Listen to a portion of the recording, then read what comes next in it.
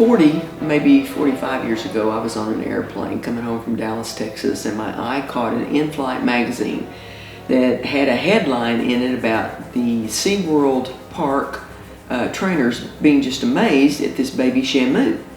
And so I read the article, and it turns out that these trainers were amazed because baby Shamu had learned in weeks and days what it had taken them years to teach their mama.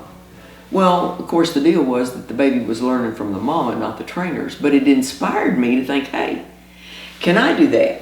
And so what I did was I came home, and remember, this is in the early 1980s, and I live in a real rural area of Oklahoma, but I called all these nursing homes in other towns around me to see if they had some really old but lucid people. My thinking was that if these people, if I could talk to them and learn from them the lessons that they had had to learn in their life, then maybe I wouldn't have to spend my life learning the same lessons.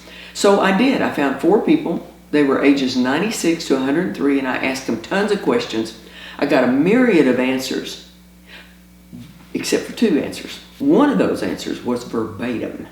The other one was this question that I asked them, and what they said at the end, they didn't say it in the same way, but they were all saying the same thing. And what I asked them was, what were you afraid of then?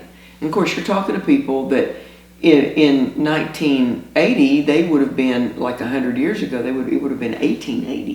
1880, really through the prime of their life, post World War II. So what were you afraid of?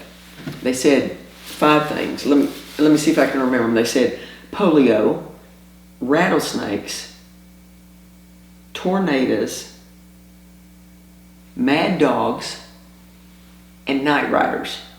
And night riders, that was the Ku Klux Klan. But then they all said that.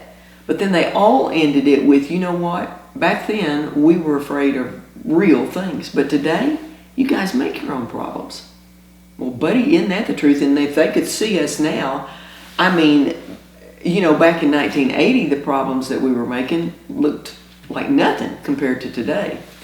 It reminds me of when I used to be sick when I was a little girl, and my mama would let me watch a soap opera, and she'd sit in there and watch it with me. And there could be months in between, and we'd watch those soap operas and catch right up. But anyway, we would laugh at those things, just laugh because those people were so stupid to make all those problems. But again, today they look like a clan of Mother Teresa's. I mean, that's nothing compared to the claptrap that people are creating today. So why do we do that? Why do we do that in our lives? Or I'm sure you know people that just make their own problems. I think they do that for several reasons. This is not an exhaustive list, certainly, but they probably, a lot of them believe this world is all that there is. And so they're scared and they're living it up, Or they may be Christians and they may know that there's another world, but they have no idea. They forget about it. I mean, they've read about it in the Bible maybe, but they forget about it. Then there's others that are devout Christians that they know there's another world. They know they don't belong here, especially the worse and more pressure that the secular world creates. They know they don't belong here, but they don't know how to get in this other world. And yes, the Bible promises this other world. Jesus Christ himself talked about this in John 17. These are the last hours of Christ's life, so they have to be important words. So let's look at what he says in John 17. We're going to start with verse 13 and go through verse 15. So he says, "But now I am coming to you, and I say these things while I am still in the world, so that they may experience my joy made full and complete and perfect within them, filling their hearts with my delight. I have given to them your word, the message that you gave me, and the world has hated them because they are not of the world and do not belong to the world, just as I am not of the world, and I do not belong to it. I don't ask that you take them out of the world, but that you keep them and protect them from the evil one.